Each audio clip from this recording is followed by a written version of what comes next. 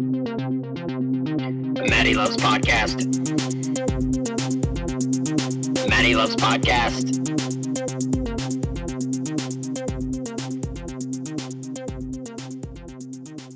Welcome to episode 10 of Matty Loves Podcast. I'm Simone, your podcast host, and I'm always joined by Dr. Tom Lucas. Tom, how's it shaking, bro? Oh, man. Happy to be here. Happy to be doing another episode. I am psyched. All right, so, when we last were with you, we gushed over last week's Force Fridays. Totally awesome. And this week we're going to get back to the basics, man, like kind of, what we've been presenting to you over the past, 2 months now? Yeah, man, we're rocking and rolling. Wild. But anyway, I'm a big comic book fan, and this, for the most part, is a comic book-centric podcast. And to open up here, Tom and I were just having a conversation before we started recording, and it's one of those conversations that Tom and I typically had to where I really wish that I was recording as we were talking about it. But basically... A reenactment. Yeah. We'll reenact that conversation right. Without sounding too staged? Repetitive or whatever. Yeah, staged, right.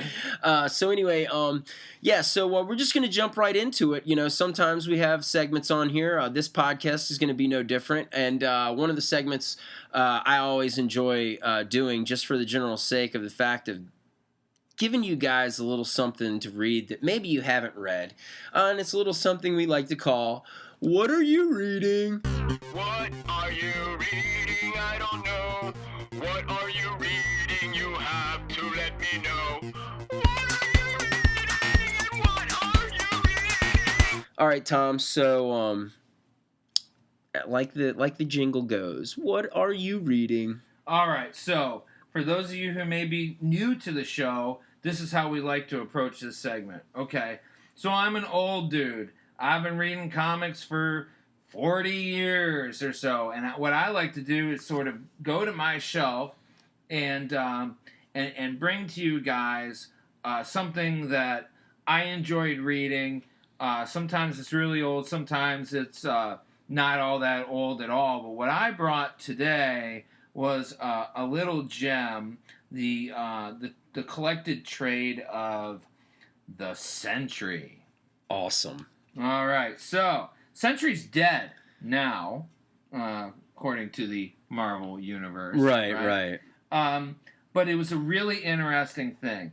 The SENTRY came out originally through the Marvel Knights imprint around 2000 or so. And it came out as 5 issues. This is what you're talking about. This collection, the specific collection you have right here was the one that came out back then. This is the 1 through 5 Marvel Knights issues, and then there's several SENTRY team-ups. Right, okay. There's a Spider-Man story, teams up with Angel, from the X-Men, and there's some other things. Now, the SENTRY was originally conceived by the author Paul Jenkins. Paul Jenkins, right. And he pitched it with a guy named Rick Vecht, or Vecht. He just has one of those names that I don't know what to do with. And Rick's an interesting guy in that, he picked up Swamp Thing as a writer after Alan Moore. And he ended up having a falling out with DC. Have we discussed this on the show before? I don't think we've discussed that particular situation. He did a story of Swamp Thing meeting Jesus in the Garden of Gethsemane, and DC didn't want to surprise run the story.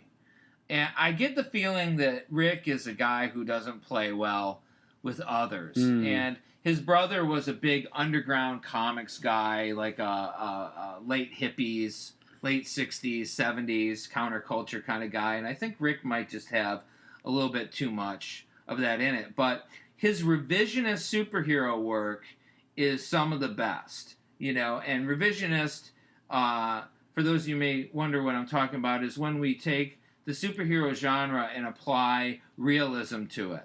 Watchmen is the seminal revisionist text. But then again, Alan Moore, before he did Watchmen, he did Miracle Man or Marvel Man. Right. Where we really look at the tropes of the men in tights and address it. So Rick Vecht and Paul Jenkins were actually the guys who pitched the Sentry. And their idea was we had a hero who had forgotten he was a hero. He is out of shape. Almost like Miracle Man a little bit, He has forgotten that he is a hero because the villain that he fights, the Void, has somehow made him forget. Okay? Well, the pitch ends up being successful, and then I checked all the records. I went to the archives. I cannot find out why Rick Vecht suddenly disappears from the staff box at the front of the book. That's interesting. He wasn't there for the actual Sentry run. Right. Just disappears. Okay. And so he goes ahead with a number of people that are, the Bill Sienkiewicz stuff that's in here is just stellar. This is just a gorgeous book to read. I mean, you can't see this because it's a podcast, but this Reed Richards. Oh, wow. Yeah. There's just a vibe going on in this book. That's some Jay Lee art right there. Yeah, Jay Lee. So the gag is that the Sentry is a character who has forgotten that he's a hero. And also, everyone in the Marvel Universe has forgotten he exists because the Void has caused a group amnesia. Right, yeah. That crosses the whole human race. Okay?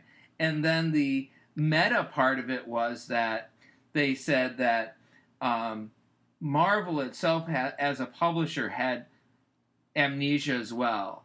And that the Sentry had been a character that they had published in the 40s and in the 50s. And there's some great throwback pages in this collection. I remember when that was being released, actually, in stores. And I remember when I was getting, comics back then, and I would see it, and I would see occasionally like a real old school looking cover. And, I asked people about them, and they were like, well, essentially, the Sentry is Marvel's Superman, more or less. Because Marvel never had a Superman. Right. You can say Hyperion from Squadron Supreme, but he's not. He's not in the 616 universe. Sentry is. Right. And I was looking at this last night in preparation for the show. I'm gonna say that he's almost more of Marvel's Captain Marvel, but not the Captain Marvel that is Marvel's Captain Marvel. Right. Exactly. Okay. Because he is not a walking, talking hero with amnesia. He actually takes a different form when he gets his powers, when he reawakens. So there's a little bit of a Shazam thing going on. So they presented the Sentry as, oh my God, here's a character that we totally forgot we had. Okay. And we're going to tell a story that's going to reintroduce him to the Marvel Universe. It was a really fun game to play with the readers because in terms of whenever you launch a book, you need to build hype, you need to build buzz. Certainly. You need to have and this was a book launch that really had a story around the story.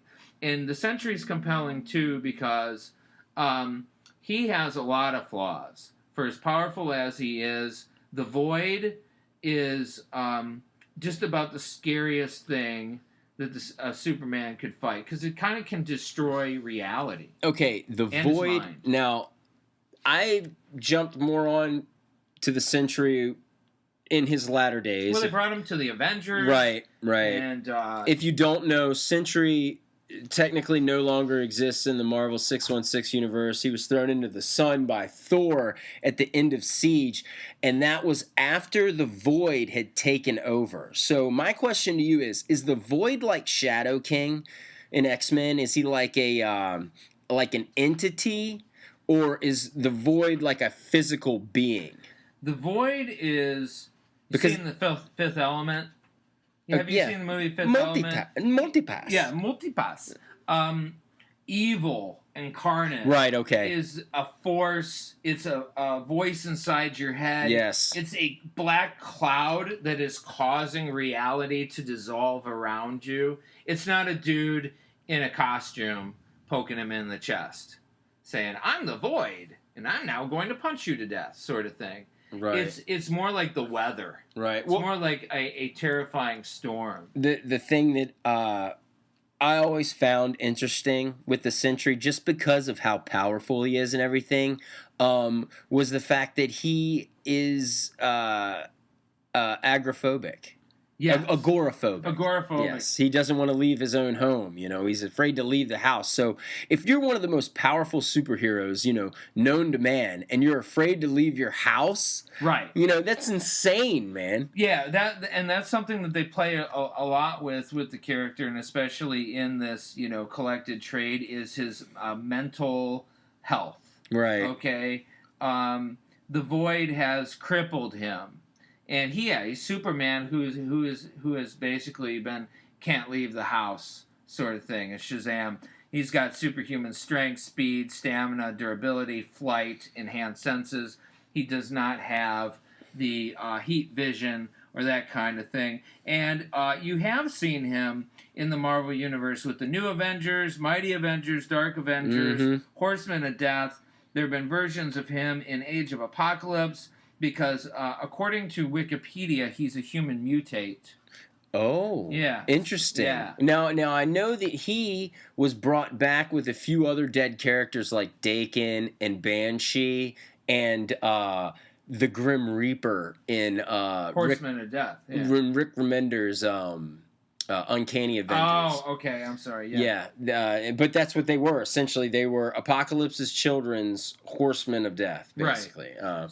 And I have to really dig back into this book to see where, if the human mutate part, I don't remember it from the initial run. I think that's something that they worked in later. There's a version of him in House of M, and I saw an issue or two of House of M. Did I not overhear? But that's the House of M that's Secret Wars. Okay, all right. So that's basically what would have happened if Magneto's vision had thrived. Okay, more or less. Okay, Marvel Zombies, which I did not read. He apparently shows up in that What If, and there's actually some video games where the Sentry is showing up. But one of the things about Marvel is that and DC can only do this when they write it into the story, is when you have Superman on the scene, there's a dramatic imbalance of power. Okay? If you got Supes to help you out, you significantly... The scales are tipped in your favor, for sure. Yeah. Which is why if you're the Avengers and you're going to fight the Justice League, make sure that Superman is busy elsewhere and you might have a chance. So, the Sentry allowed Marvel writers and artists, to have that Superman character to play with. The art is gorgeous throughout. There's a number of different artists that contributed to these stories. And then, of course, you can trace, there's some of this stuff, really... classic looking, gorgeous stuff, and then you get this dark, kind of things, and they within the comic universe, within the Marvel universe that is depicted here in Marvel Knights. Marvel Knights was known for being a darker take on characters and being more adult in nature, and I mean conceptually, right.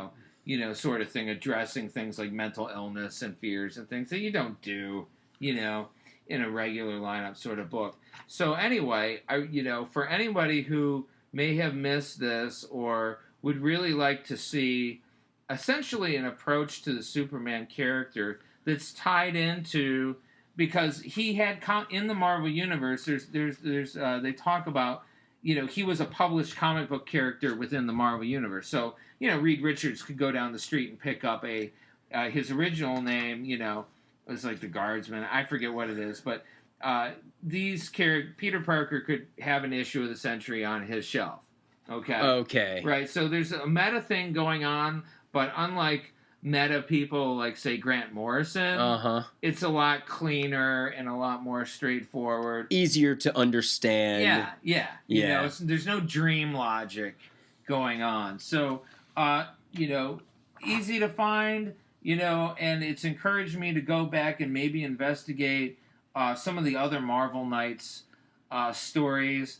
In 2001, I wasn't buying a whole lot of comic books. That was one of my down phases in my collecting years. And I know they did some kick-ass stuff with the Inhumans. And I want to check out some more of the Marvel Knight stuff. So the SENTRY gang, check out the SENTRY trade. For sure, he doesn't get enough play, and he should. He really should, because he is definitely one of the more interesting heroes that Marvel's created that doesn't feel like a Marvel hero when you're reading it. Right, like here's this old school SENTRY X-Men. Right, don't you remember that book? Yeah. Yeah. Why doesn't anyone remember this? Right, It's so clever and cool. And the other thing too, before we switch over to seeing what you're reading, sure, Matt, is that I love a trade that when I hit that last page, I've enjoyed a full story. And I don't have to go out and hunt the next volume down. Right. I like that, complete package reading experience sometimes. When I go back to my office and I look at the shelves, I'm like, I want to read a couple graphic novels tonight. I'm not going to read an extended story arc. I'm going to pick something out like the SENTRY, or and think in episode 1 we talked about JMS's Midnight Nation, one of our early episodes. I'm just going to pick up that trade that I can read and enjoy a complete story, complete reading experience. So that's what I brought literally to the table, Matt. So what are you reading, man? Bring us up to date. What's going on? All right, so I guess at this point right now, the book I'm going to be talking about has been out for about a week and a half. Wow, it's really new on the scene. Yes, this is I guess one of the newer comics that I've talked about. In the past, I've talked about Where Monsters Dwell. That's still going on with Secret Wars and Marvel, and is still fantastic. But I guess more so the creator I want to kind of bring to light. It's somebody that I've recently discovered. And for the past year, I've managed to read a lot of his creator-owned stuff and have really dug it. And that's the writer Jeff Lemire. Now, I know that name, man. Tell me what Jeff Lemire has done. All right, so Jeff Lemire, I think recently you could say he got his claim to fame writing over in DC. He started writing Animal Man when I think the New 52 He's started. The New 52 Animal Man. Yeah. And they was that his debut at DC? His first book? I want to say that was Lemire's debut at DC. At least for me, that was the first time that I had seen anything that he had done. He got on your That was radar. the first name. Yeah, the first time I saw his name. What kind of writer is he?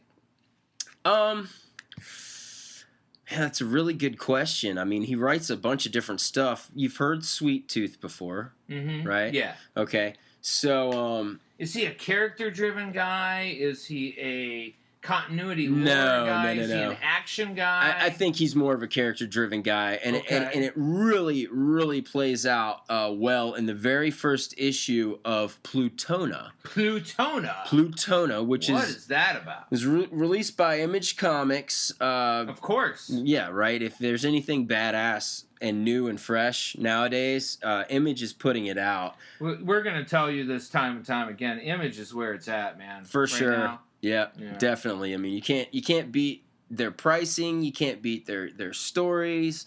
It's just so entertaining. And this first issue is no different. And usually, I want to have my head into several issues and newer books before I go and talk about them. But I got a feeling about this book. Yeah. It's a heartfelt superhero story. What's the premise? Okay, so the premise is this. What do we know so far? It's really simple. You got 4 kids. All 4 of them have different backgrounds. You got the one kid that comes from kind of a broken home. His dad, single father. He's waking his dad up to go to work to remind him that he has to go to work that day. That's how it starts out with that kid. And then when he's around the other kids at school, he's kind of the bender. Oh, okay. All right. Is that a Futurama no, reference? well, Breakfast Club. Well, what's... okay. Yeah, you're talking about Judd Nelson's character. Yeah. Okay, yeah. Okay, so I think his name was Bender. Yeah, no, I'm just, I'm a nerd. Right, no. I have no idea about Futurama. I know that it's set in the future, and that's about it. It's like the future Simpsons, right? Well, it has very different comedic style. Okay. It's very referential. And sure. The more sci-fi you know, the more you're going to enjoy Futurama. All right, but Plutona here is like I said, you got 4 main characters, these 4 kids in high school that come from different spots. You have the girl who's very self-conscious, teenage girl, overweight. She likes to make clothes. Okay, she comes to school wearing this studded metal-ass leather jacket, looks badass. Well, you got this other character, I think her name is Me. That's who's on the cover. Me, M-I-E. M-I-E. Yeah, and she comes from, she's Asian American, I do believe. Mm-hmm. And she comes from a larger family, but it's like a single mom, and she works all the time, and she has to, like, stay home and watch her brother, And she's like, I don't want to stay home and watch my brother, Like, why, and all this other stuff. Whoever wants to do that when you have siblings, right? So anyway, she's like, well, if you're going anywhere, take him with you. All right, so that sets them up leaving the place. And but anyway, before that happened, that's after school. During school, Me meets up with Denise, I think is the girl who's creative. And she sees the jacket, and Me's like, oh, man, so awesome. And Denise is like, oh, well, do you want to be my friend? You can wear it if you want to. She's like, okay, I'll only wear it for half of the day and I'll give it back to you at lunch. She wears it all day long. And then Denise is like, I thought you were going to give me my jacket back. And then Me's like, fine if you want this ugly thing, after she had just been raving about it. So is Me like kind of temperamental? Yes. Yeah. Denise is self-conscious. And then you have this other character. I think his name is Terry. However, the badass kid calls him Tugger, which is related to some 6th grade masturbation joke or something like that. He's, it's one of those things. He keeps calling him Tugger, and the kid's like, no one calls me Tugger anymore, dude. Wow. That was back in 6th grade, man. Right. So anyway, badass kid rolls up to Tugger, who is sitting on the lawn outside of school. It's on a hill, and he's looking over the cityscape. And I think the place is called... I want to say the place is called Metro City. It's very, very generic, but it works. And he's got binoculars on, and he's got a log beside him. Okay. And the dude's like, hey, what are you doing, nerd? And he's like, oh, I'm cape spotting. Cape spotting? Yeah, so what do you think cape spotting is? Well, it's looking for superheroes. Right, so exactly. We live in a universe where there are superheroes. Yes, they exist. Absolutely. Okay, so anyway... so they're in there talking, and then the 2 girls who are having their own conversation walk past them to see what's going on, and immediately the badass kid, like, pushes the nerd away, and he's like, stupid nerd, sitting out here, when he had the binoculars in his hand, interested in what he's doing, Right. But he's just trying to play the part, he's Bender. It sounds to me like Jeff Lemire really knows what it is to be a kid. Stand By Me, man. This is Stand By Me for superheroes. See, there's your... Yes. There it is. Yes. Stand By Me with superheroes. Right, absolutely. So anyway, as you see, the end of the episode, or the end of the issue, Me's brother runs off and they lose him, and she's like, oh no, what happened to him? And then they go into the woods and they find her brother, who is standing in front of, who I imagine is Plutona, dead. In the middle of the woods. She's dead. That's the Stand By Me dead body. Right. So they roll up and they find the dead body. So now we got to figure out what happens. And along the way, like the badass kid's walking in the woods, and once they're approaching the body, he gets nicked in the arm by a thorn bush and starts bleeding. And it just shows a panel of drops of blood hitting a leaf. So who's going to get framed? His blood is around, Mm-hmm. So, anyway. But coming off of his book Descender, I wanted to pick up Plutona to find out what it's like. And I mean, I'm so happy with just this first issue. Is Descender, was that a small run, or is it an ongoing? Yeah, no, Descender, it's ongoing, but it's image style by volume. Okay. So I think the first series was 6 issues, I do believe, and then here in like a month or so, Descender 7 is going to come out. It looks like it's about a robot boy. It totally is about a robot boy. It's about like the last robot boy in the universe, and all the bad guys want him because he's got information. To compare it to Star Wars, he's basically got like the Death Star plans on him, and they need all this information out of him in order to do whatever they need to do. Mm-hmm. And you're told right away, the little boy's name's Tim 21, and you're told right away that Dr. Kwan is the guy that invented him, when really Dr. Kwan lied and stole the idea from another doctor. Okay. And that leads into what we're going to be getting into, I'm guessing, with the rest of the series. But it's a beautiful book. It's drawn / painted by Dustin Nguyen, who is also claimed to fame recently, is doing like Little Gotham. I'm talking Descender. Yeah. All right. Okay. Yeah, Plutona is drawn by Emmy Lennox. Right. And I love this. It has a very indie comic. It does. Style. It reminds me of a lot of... it's lean. What is his name? Charles Burns? Yeah, Charles Burns, but a lot more approachable. Yeah, and angular, too, you know. So I'm really enjoying it. Plus, you got Jordi Belair, who's doing the colors. And if you're producing a comic right now and Jordi Belair is doing your colors, you got a fat shit comic. Yeah. Like that comics. He's the colorist. Well, here's the best thing about it. It's a she. Oh yeah. Here's another great thing about it. She's Irish. Here's an even better thing about it. She's beautiful. Nice. Yeah. I think that's like hitting all the quadrants right there. Exactly, man. I had to do a little research, and I was like, whoa. Is she like the image colorist? Is she like doing a lot of their books, or does she work with other? Jordi Belair. I'm pretty sure. Ooh, I don't know if I'm.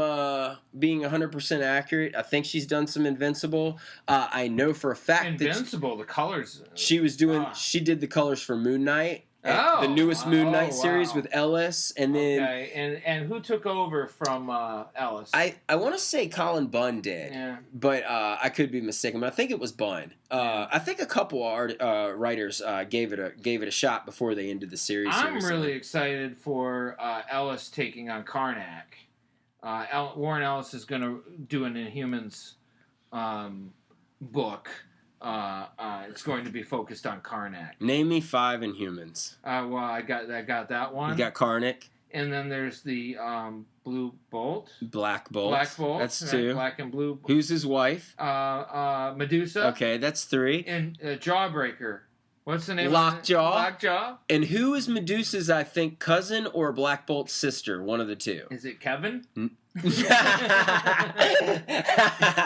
No, Crystal. You know Crystal with like that black thing in the back of her hair. You don't know if it's like a print in her hair or if it's like a piece, right, or whatever. But yeah, so because word on the street, folks, right, is that due to licensing issues, the X-Men are getting put on a boat with the elves, and they're going to the dream. Right. The Dreamland or whatever. Yeah, who knows? But Lemire's writing it, so screw it, man, and, you know? So, I know they want to make the Inhumans the new X-Men or whatever. They're trying to really bring that in so that they have other teams besides the Avengers and, you know, whoever else they're going to. We were talking about this earlier before the show. We're having a hard time seeing it as being something that the average person is going to connect with. Yeah, for sure. I mean, the Inhumans, they've been around for a while, but, you know, as I was saying to you earlier, you know, name me 5 Inhumans. Having trouble? Name me 5 X-Men. Right. You could probably name off the original 5 right away. Sure, absolutely. You know, save a couple, and you would probably replace them with Professor X. But I'm not going to do it on this show, but I bet with a good night of sleep, I could probably name 25 in one sitting. X-Men. Oh, sure. Well, I got that Jim Lee poster up. I mean, I can name you every single character on that poster, you know, and sure. And that's, but then again, too, you know, the X-Men, as far as the Marvel side of comics goes, is my shit. So, you know, I do know my X-Men. But yeah, so, you know, check out Jeff Lemire's Plutona. Check out the SENTRY trade, man, because, you know, solid. You get solid character in SENTRY and stuff that as Marvel readers you need to know, because more people need to be like, hey, Marvel, bring the SENTRY back somehow, because I know I would, and it would be an event, and he would be killing the Earth. You know, that was but also too, you got Plutona, which is very lighthearted. I'm intrigued, man. It's very like Stand By Me, coming of age type of deal. So definitely, I would suggest, Tom, you know, you're a collected guy. I would definitely pick Plutona Volume 1 up when it becomes available in the next few months. Because I have a feeling that this book, you know, I read a lot of comics and I read a lot of first issues because it's a common thing nowadays. You've always got at least an issue 1 coming out each week, and a lot of the times I read it and I'm like, all right, I mean, I'm going to keep going because I'm insane and I'm a completist, but also, you know, every once in a while, like your Plutonas, like your Chrononauts, you know, that first issue, you're like, oh my God. Right. So anyway, great book. We're talking about the Inhumans and how they're kind of weird. The Inhumans more so, I think, than the mutants in the X-Men lore seem to have some sort of a mild deformity to them, or just some kind of weird aspect to the character. They're all very strange looking. Very strange looking. They're not classically good looking characters. And you see someone like, you know, Black Bolt rolling around with Lockjaw. It has very B-movie quality to it. It's hard to... the Black Bolt costume is from a different era. Oh, Kirby. You know, yeah. It's Kirby, and it's just... It does not pop. Yeah, sure. And the fact that there's a dog... Once we start getting animals with powers in the mix... I think that you're really riding a fine line, you know, and one misstep with the story and it's going to be completely, you know, laughable. Right. I don't know. It would turn into a Midnite movie. Yeah, a Midnite movie. Nice transition. Thank you very You're much. Like a pro. I mean, I picked up on it a lot, I guess, when we were talking about how weird the Inhumans were earlier. But folks, our main focus of discussion in this episode are the Midnite movies of the late 70s. Well, I mean, you can categorize Midnite movies as any B movie that was released from like the 60s into the 70s, early 80s. You know, some for me, a lot of Midnite movies in titles alone sound like, or I'd say, like we're in a metal band. Be like, so what's the name of this song? You know, what's it mean? I'm not worried about meaning in song titles. What I'm doing is I'm going to name all of our songs after Midnite movies. Okay. So this song is called The Earth Dies Screaming. Nice. You know, the next song is called The Fortunes of Captain Blood. Our album's called The Miniskirt Mob. And then, you know, our next release can be called, like, Alien from L.A. Those are all Midnite movie titles right there. Well, the first thing is I think we should try to sort of wrap our heads around what it is, what a Midnite movie is, and the first thing that I'm going to throw out there is that a Midnite movie cannot be made with the intention of it being a Midnite movie.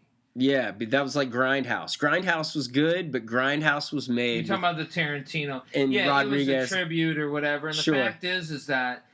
Did you see the whole thing? Yeah, I went to the theater. Whole 4-hour cavalcade. Me and my little brother, we went and watched the whole thing. That's how I did it too. And they didn't do that in theaters for very long. No. Because first of all, it blocks out the theater for 2 screenings like the whole day. Right. You know, so you're screwed there.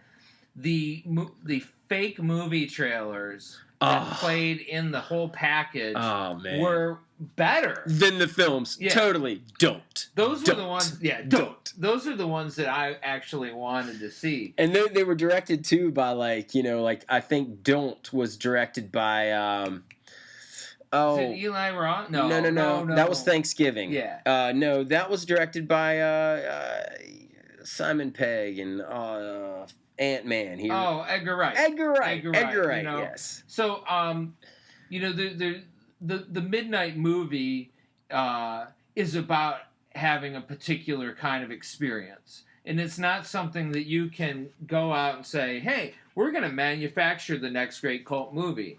Because that's not how cult movies work. Cult movies, they have some kind of quality that is you know, it's the viral, you know, it's like when something goes viral on the internet. Right. It goes viral culturally. For whatever reason, it speaks to people or a certain type of people. It touches like a node in certain people to where, you know, they can't just watch this film once. And it's not because they're watching it more than once to enjoy it. Obviously, they're enjoying it. But there's so many things that are in these movies, you know, that you don't catch at first, that are minuscule. Right. But everybody else saw them. And that is another quality they have to have, is rewatchability. Right. You have to want to watch these things. For sure. Over and over and over and over. Right? Most movies, people are only going to watch one time ever. Right. But when these midnight movies, cult movies, and I remember in the 80s, there was a really cool video store in Detroit called Thomas Video. And it was pretty much like, do you want a midnight movie? Do you want to rent a midnight movie for your weekend? Go to Thomas Video. They almost exclusively focused on the cult movie experience. That's badass. Yeah. And they had one aisle that was called Mondo Bizzaro. And then there was the drive-in movie. And then there was your beach flicks. And the Mind F, you know. Yeah. And all those other ones. So, first of all, it is something that can't be produced with the intention. Second of all, it's got to be something that you can watch over and over and over again. Yeah. What else, man? What else defines the midnight movie in your eyes? Well, I mean, you know, there's for me, a midnight movie, okay, when are you watching this movie? Midnight. You know, that's kind of, I guess, how they got it, because, you know, you have, well, when I was a little boy, you know, there was Elvira, you know, and that was my introduction, I guess, initially to your midnight movie. But it's got to be dark.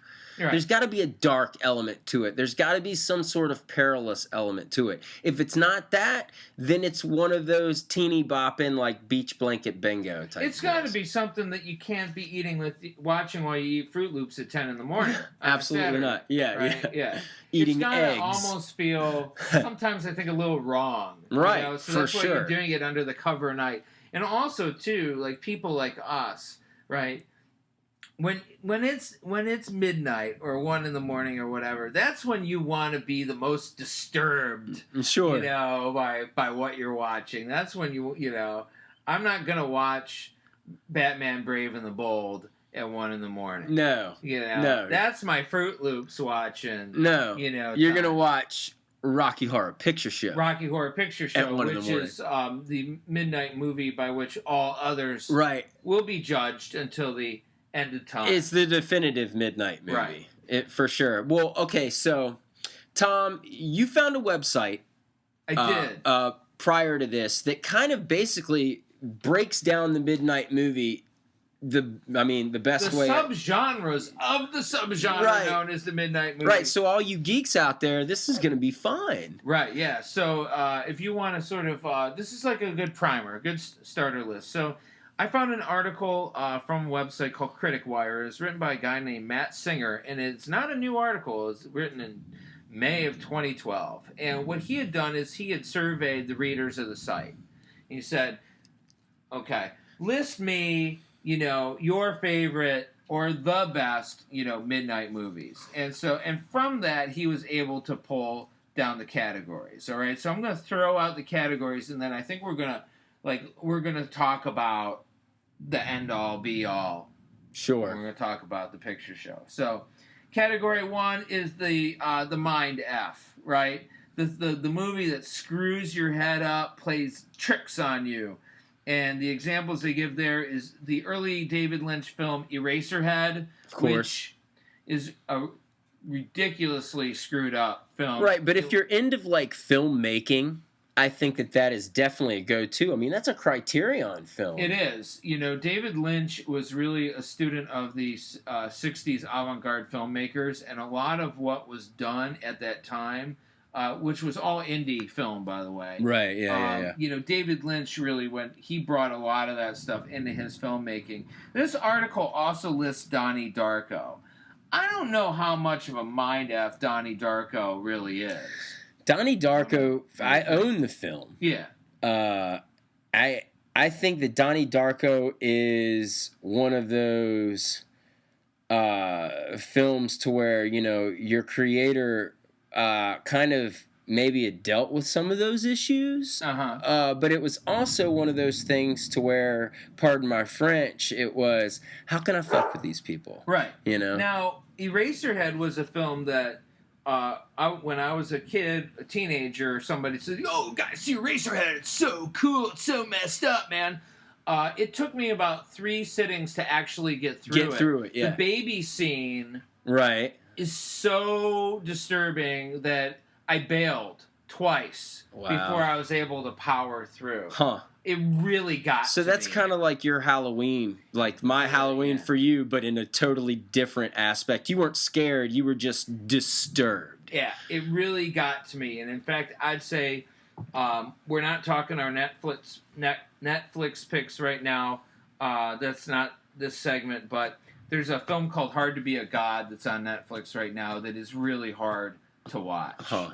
It's about basically, it's a black and white Russian film. It's based off of a book, and we are on an alien planet that has basically the technological level of medieval Europe.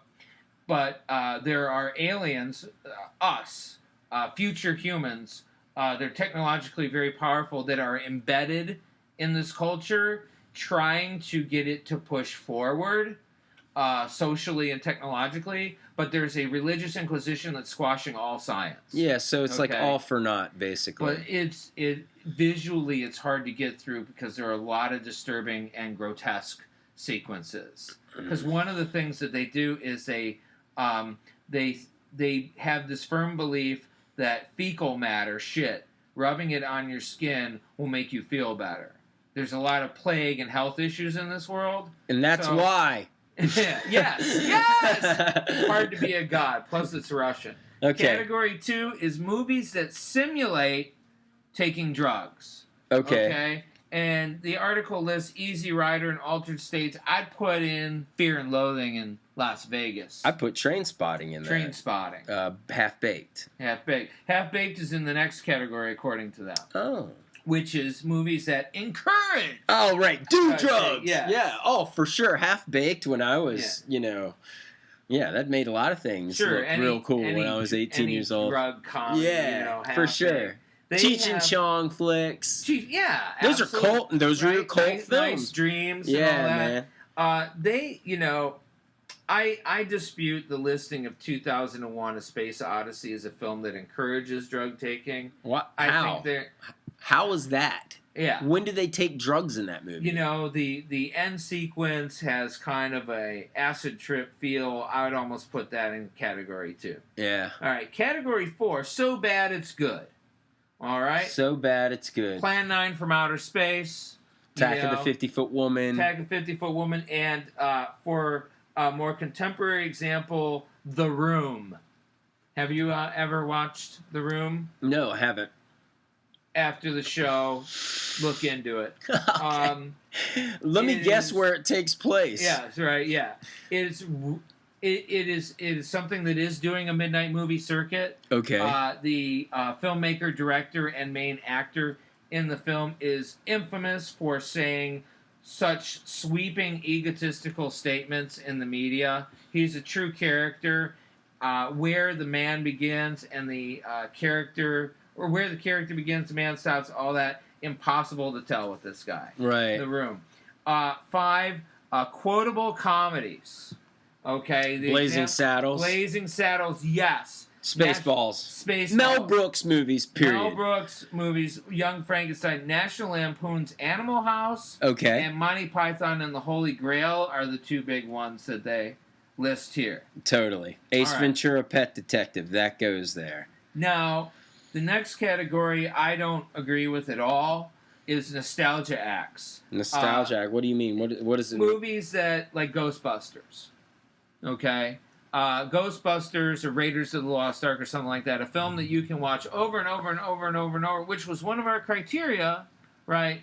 But is Ghostbusters really a midnight movie? No, it was a massively popular blockbuster film. So yeah. I'm going to go with that. Extreme gore. Okay, then you're going to go beyond Reanimator, Scanners. Yeah. Yeah. Night of the Living Dead. For sure. Zombie stuff. Yeah. Cannibal Holocaust. Any Italian like horror flick is usually just a straight gross out film. Yeah.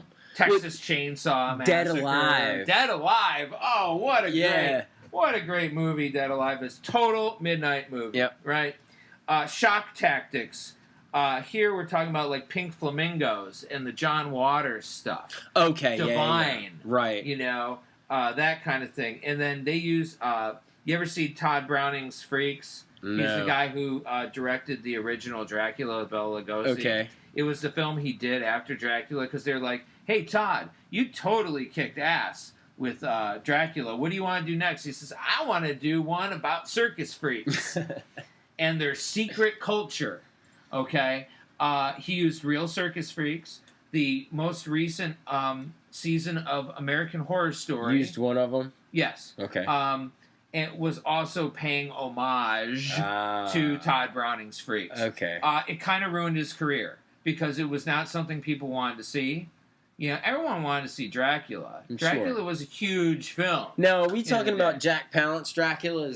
Is that the Dracula that you're referring to? Or? Bela Lugosi. Black and white. Okay. Yeah. All right, we're going all the way back. That's where Todd Browning is a guy from like the 30s and 40s. Creatures of the night. Yes. Very nice. What Even the music voice work. they make. All right, we're running out of time, so keep going. Rock and roll spectacle. Raw. Pink Floyd, The Wall. Tommy, can I share something with you here? Help. When I was, I'm going to say 6, 7 years old, my father put me in a car with his buddies. We went to a midnight screening of Pink Floyd in Pompeii. Now, Pink Floyd in Pompeii, have you seen, Matt?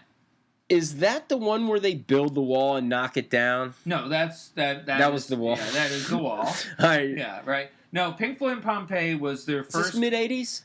No. I'm going to say early 70s. Okay. It's a concert film. Okay. Pink Floyd went and played in Pompeii. Okay. Played in the ruins. Okay, to no one. Okay. They just filmed the band playing music. Okay. Okay. Everyone is so stoned in this film that the camera takes 10 minutes to pan across the band as they play. Okay. It's doing this, right? No 6 or 7 year old is going to process what they're seeing on the screen, right? Okay, and to his credit, and I don't know where we would fit this in. Old school Disney Fantasia. Oh yeah, okay. Has been pretty well established as a midnight movie experience because it is a very different Disney feel. Yeah. You know? Yeah. Fantasia is more surreal. It's, very much about the music. Yeah. It does not have any of the classic or, the points that most Disney products hit. Right. And then we get to the granddaddy. The be-all, end-all. The big bad mama. The be-all, end-all, the experience by which all other midnight movies must be judged. Rocky Horror Picture Show. Tell me about your love for Rocky Horror, Matt.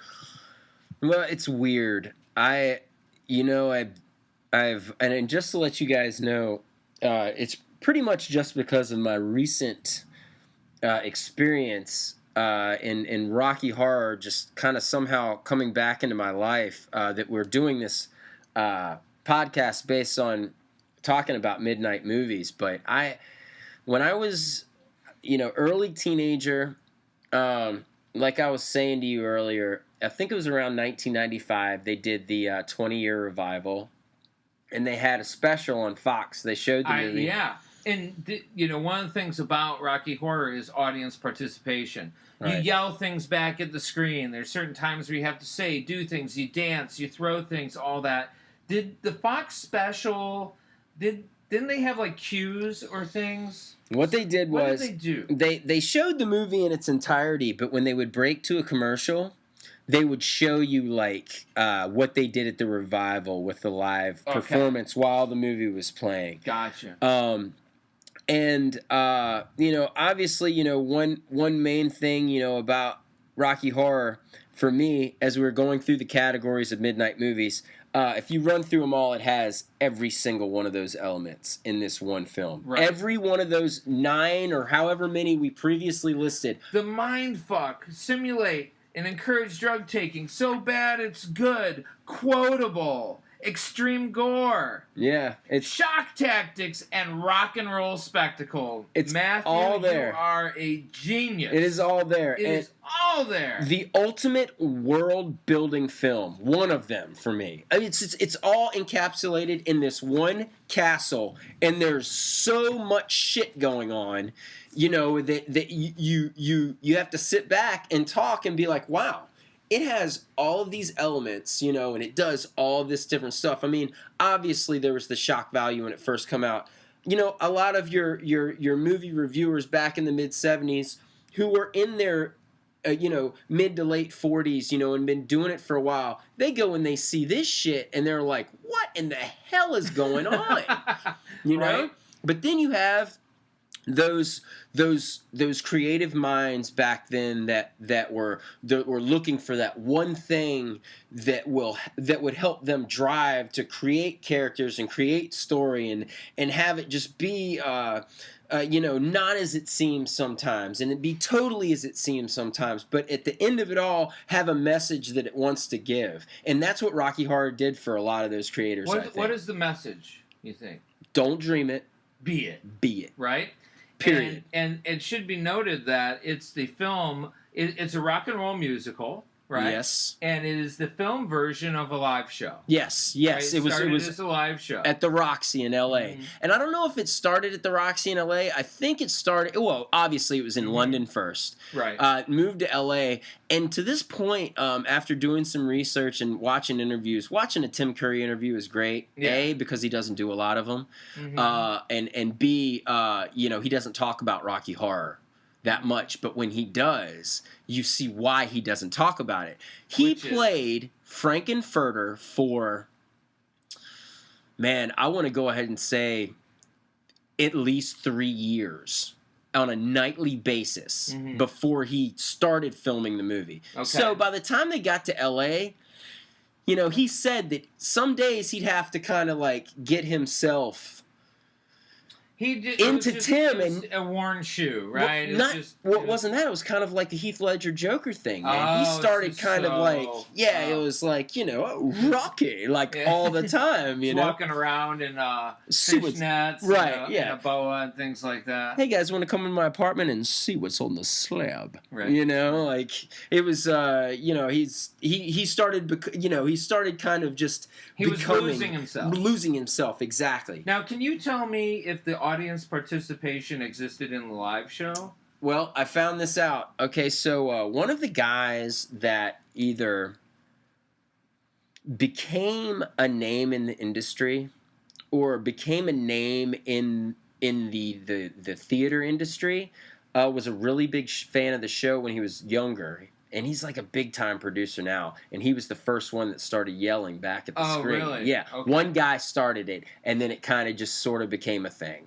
But, that's something that, unfortunately, I've yet to experience. But I think, fortunately, with where I am, I need to take advantage of that at the Universal Cineplex at Universal Studios, which is about like 30 minutes away. Bi-weekly, Friday, Saturday nights at midnight. They run Rocky Horror. And I want the full report. Yeah, full. Oh, I'll give it. Don't worry. One of the things that I was looking through this list, and as we talked about it, is that Rocky Horror is really the only one of these films where there is the audience participation component. Yeah. And they've been doing it since the film came out, and it was cultural phenomenon, especially huge in the 70s, sort of thing, but still holding strong today. 2 generations basically down the line, because we got the baby boomers, and then we have the Gen Xers, and then we got the Ys, and then the millennials, right? And it's still going strong. So there, and then there's the post millennials. They're going down to Universal. They're seeing this thing. None of these other films really have that audience participation element.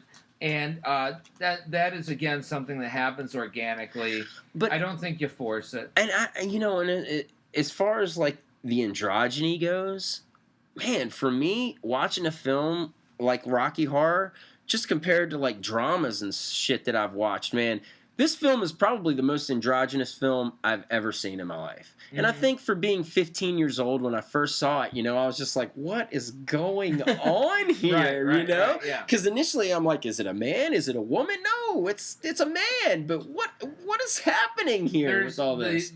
It is very sex-charged story. For sure, man. I mean, sex throughout the whole entire movie. Everybody's having sex with everybody, or at least the main characters, it seems. Yes. There's a lot of cool backstory that we never get fully explained, but behaviors, it's in the eyes of the characters, a little line of dialogue. What were you going to say there, buddy? Well, I was going to, when you were talking about backstory, the backstory that we get happens right away in the opening track, during the credits, and if you listen close, it tells you how we got to this point and what we're going into. Who's who, what's what. I mean, they tell you, spoiler alert, everybody's an alien at the very beginning of the track. The very first song, it tells you that you're dealing with aliens here.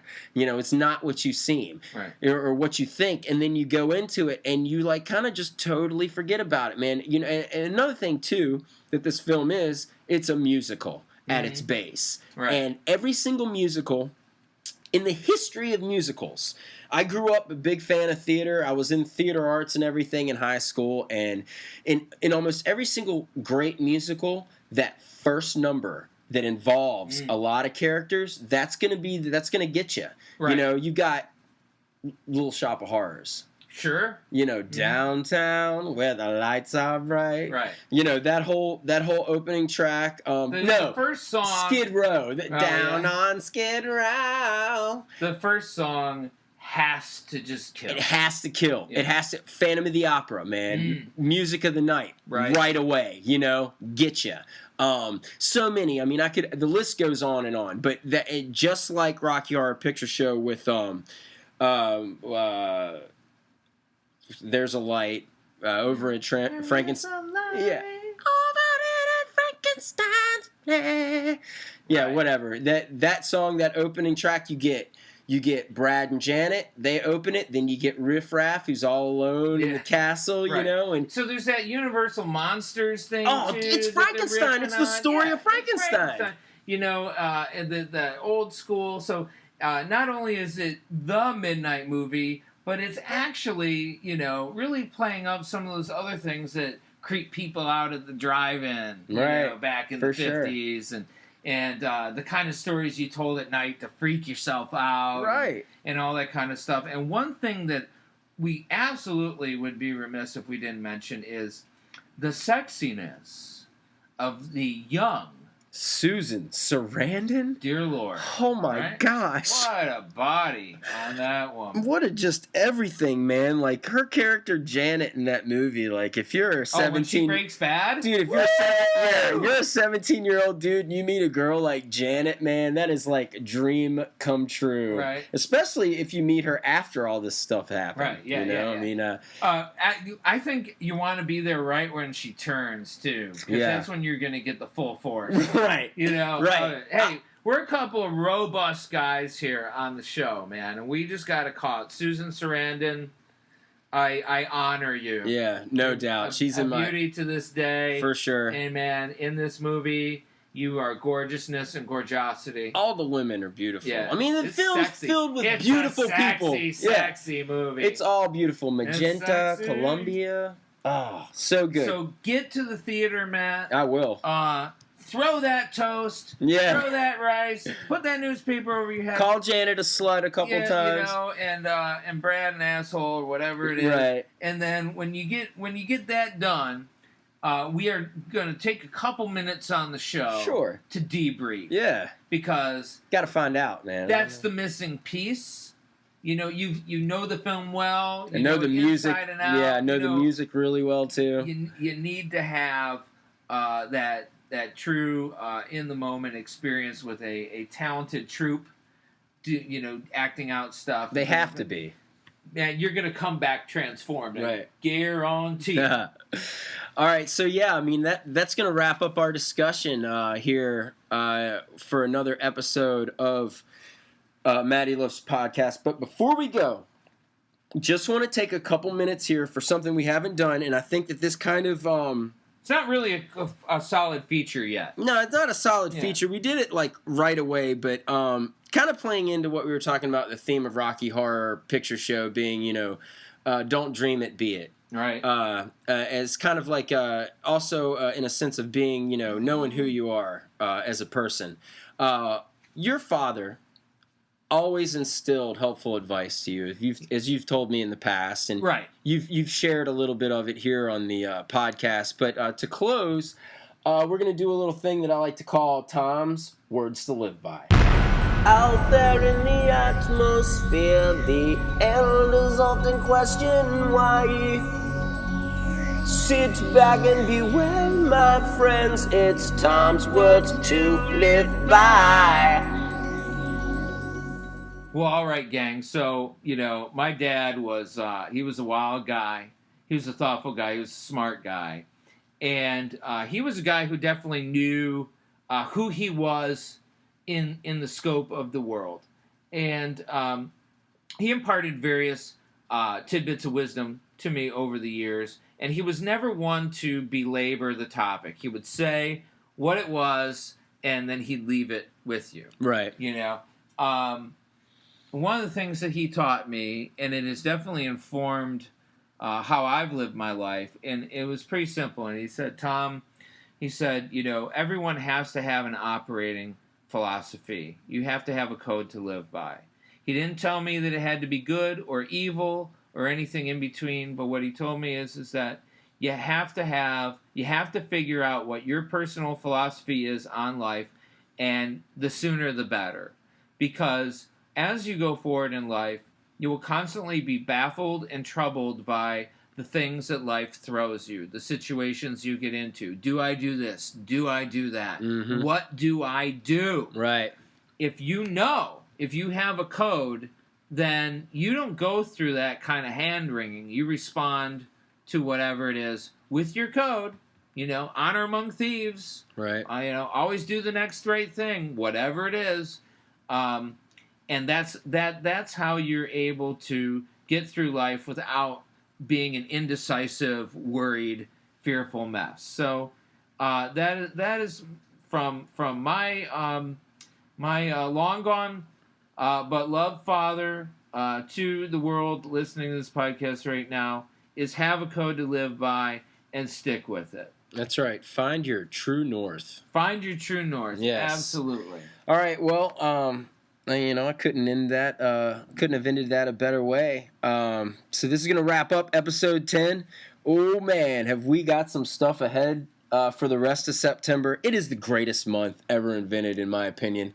And we've definitely got a lot more comic-centric material that is going to be headed your way. Plus, who knows all the crazy stuff that's going to happen within the next, week or so that we're just going to have to talk about. I know I'm going to go see Rocky Horror live and experience that and all sorts of stuff. Tom, you're going to be... I'm doing a convention at the end of the month. I'm doing Speculative Fiction South Florida, Southeast or whatever, which is a 3-day show. There's some heavyweights, some genre heavyweights there. I'm sitting on 3 panels. I'm running an open mic. And I will have a vendor table as well. You're going to be busy as shit. I'm going to be busy as shit. And a couple days before, I'm hosting an open mic night that happens once a month here in Orlando. Maybe we'll even get Matt out there. Ooh. I'll tell you about that postscript. And then at the beginning of October, I'm doing Necromonicon in Tampa. and then Bizzaro Con in early November. So yes, just a quick reminder, Pax Titanus available on Amazon. That's my most recent book, and I'm still in that mode where I have to sell a few copies. So if you like outrageous, rude, raunchy space opera with a heart, Pax Titanus on Amazon by Tom Lucas. And that's what I got. Right. Matt. I think, you as the audience, I don't want to guilt you or anything, but, if you love me and you love Tom, you should buy his damn book. Just to help us out, who knows? Help a brother out, man. Who knows? I need it to propel me to the next phase. Yes. So with that, always follow us on Twitter at MattyLovesPodcast. And we also have a Facebook page to check us out. Me and Tom, we're about the webs. Google is a very helpful thing with both of us. Yes. So anyway, with all that said, you people have a great weekend. And we'll see you next time on Matty Loves Podcast. Matty Loves Podcast. Matty Loves Podcast.